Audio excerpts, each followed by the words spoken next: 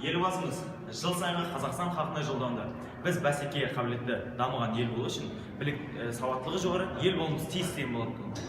Сауатты елдің болашағы бізді жасырпақ. Бізге артылған бұл міндеттің нәтижесі кіріктірілген бағдарламаның критериалды моделі негізінде жүзеге асырылады. Критериалды бағалау бұл оқушыларға, ата-аналарға және ұстаздарға түсінікті, ұжымдасып жасалған, нақты анықталған критериялармен салыстыруға негіз.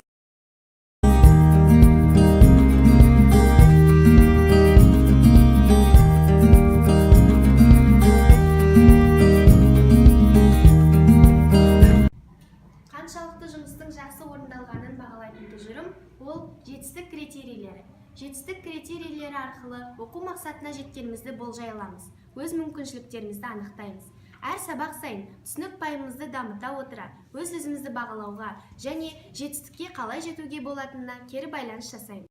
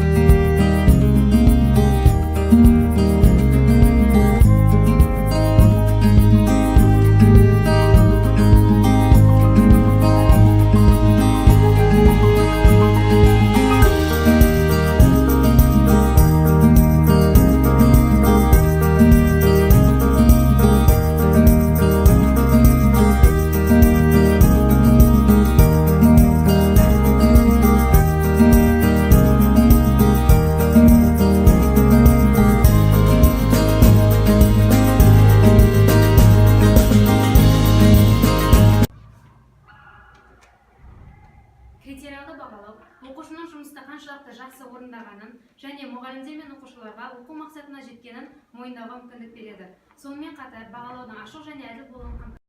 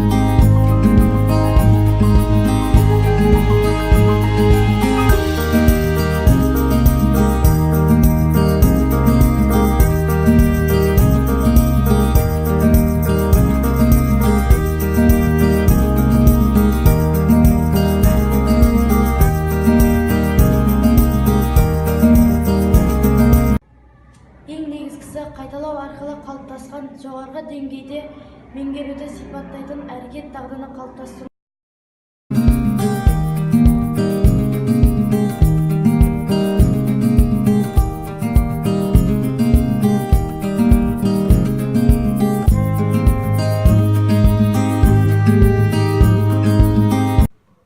Критериалды бағалау мақсатқа жетуіміздің сан түрлі әрекеттерімен меңгерген дағдылар арқылы жүзеге асырылады. Критериалды бағалау жақсы білім алуымызға, білікті маман иесі атануымызға, дұрыс өмір жолын таңдауымызға жол ашады.